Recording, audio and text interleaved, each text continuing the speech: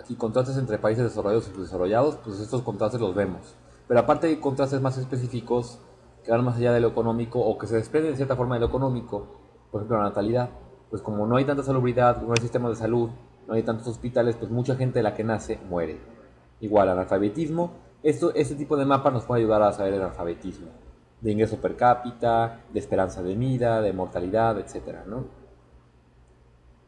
Entonces hay que tratar de, con un solo mapa, tratar de interpretar lo que más se pueda. Y en este caso, estos indicadores prácticamente podemos verlos con este mismo mapa. Aunque estemos hablando aquí de per cápita, nos podemos valer este mismo mapa para entender más o menos la natalidad. O sea, por lo menos igual no tan preciso porque no están poniendo los números, pero sí una noción, ¿no? De que los países más ricos son los que tienen niveles mejores de natalidad, por lo menos de nacimientos que no mueren, ¿no? De niños que no mueren. No de tabla de crecimiento, no de crecimiento poblacional, sino por lo menos de los niños que no mueren. Hay que tener cierta noción, ¿no? De eso, no irnos. O sea, está hablando de mortalidad, por ejemplo, es la gente en porcentaje, cuánta gente muere y hasta qué edad llega la esperanza de vida. Papel de las transnacionales y el Fondo Monetario Internacional. Bueno, antes de eso, bueno, los papeles de transnacionales cada vez es más importante.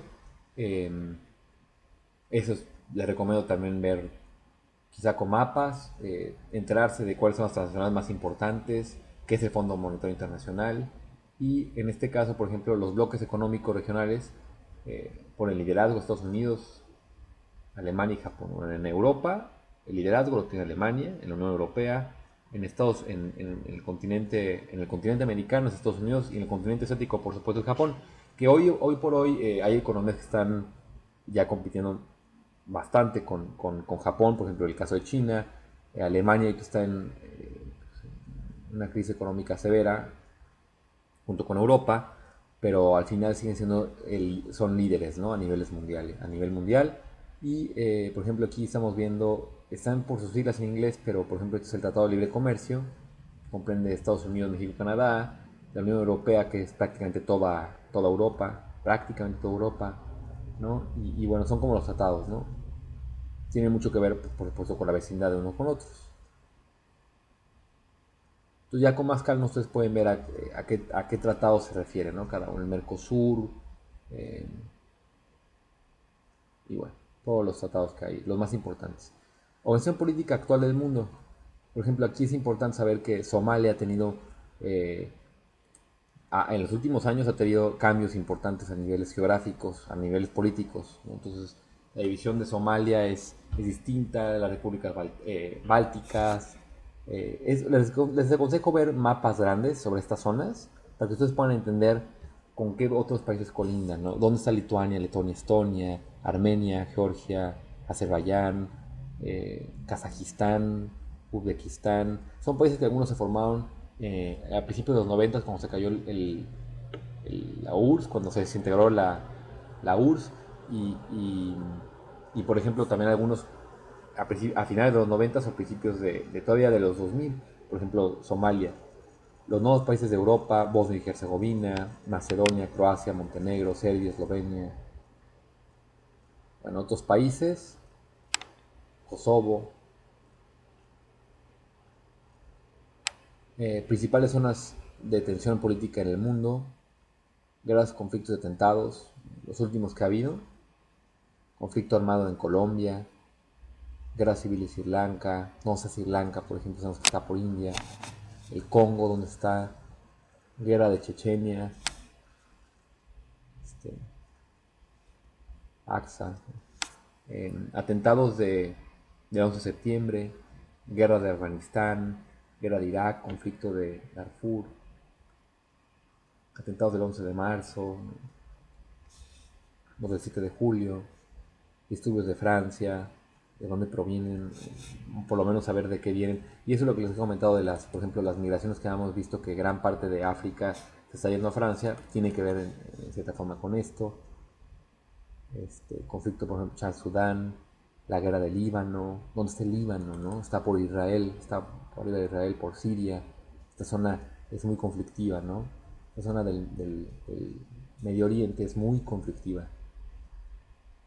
atentados en Mumbai, o sea, saber, por ejemplo, tener una noción de los países árabes, y los países musulmanes, para saber, por ejemplo, qué población musulmán vive en la India o en Pakistán, y de ahí se derivan muchos de los problemas raciales, o por ejemplo, algunos problemas raciales eh, de raza, de la gente africana de raza negra con los países con la gente de religión musulmán, y es porque en África hay gran población musulmán, pero también gran población de otras religiones de raza negra, y también se derivan en grandes problemas políticos, golpe de Estado en Fiji, crisis diplomática en Colombia con Ecuador y Venezuela. Esto es muy reciente también y sigue habiendo un gran problema, golpe de Estado en Mauritania, guerra entre Rusia y Georgia, y eso fue hace poco, conflicto entre la Franja de Gaza, y todavía esto sigue en cierta forma.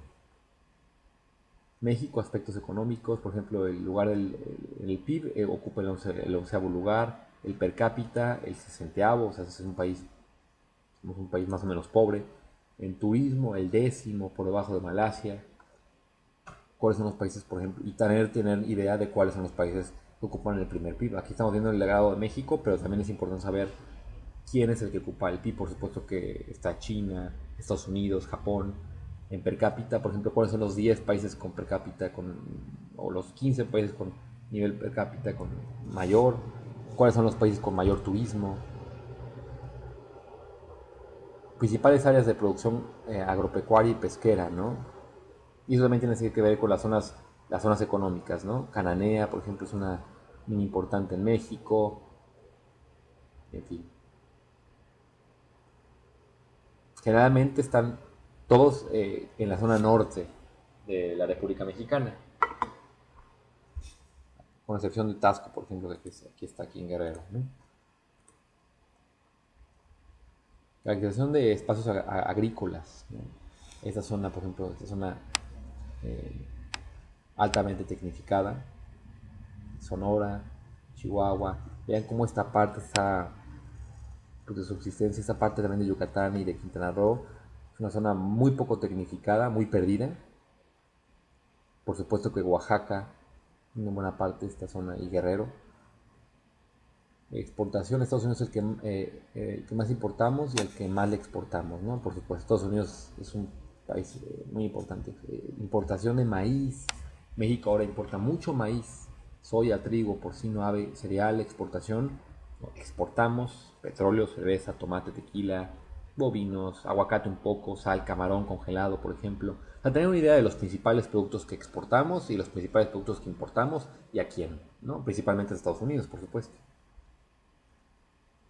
Principales áreas industriales del país, tiene que ver mucho con las zonas económicas, por ejemplo aquí en Monterrey, Saltillo, Matamoros, algunos lugares que colindan con Estados Unidos, Nogales, Ciudad Juárez, Guadalajara es una zona importante, esta zona que es del occidente y del Bajío, ¿no? Querétaro, León, Pachuca, eh, toda esta parte de la República Mexicana. Comercio exterior, productos de importación y exportación.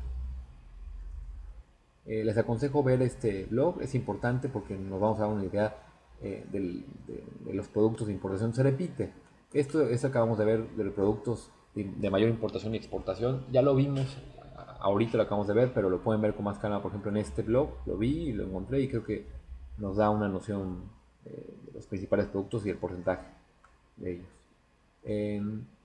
Pues como ven, acabamos de ver toda el área de geografía, es un área que tiende a repetirse mucho, los mapas se repiten mucho y hay que aprovechar eso para que nos sea más fácil. Entonces les aconsejo tener los datos generales de la Tierra, ¿no? Los kilómetros cuadrados, la circunferencia de la Tierra, para que ustedes, y algunos de los países más grandes del mundo, políticamente hablando, para que ustedes puedan ver la mayor cantidad de imágenes, bueno, primero que comprendan muy bien las que acabamos de ver, pero que ustedes puedan repasar con mayores cantidad de imágenes, ya con documentales, ya para repasar, no para estudiar, sino para repasar, para profundizar un poquito, para detallar quizá, y ustedes la interpreten bien al primer golpe de vista. Es importante, recuerden que la geografía es mucho de imágenes, y cada vez hay mejores imágenes, más y mejores imágenes, para poder tener esta parte del examen de la UNAM bien contestada. Espero que les haya servido.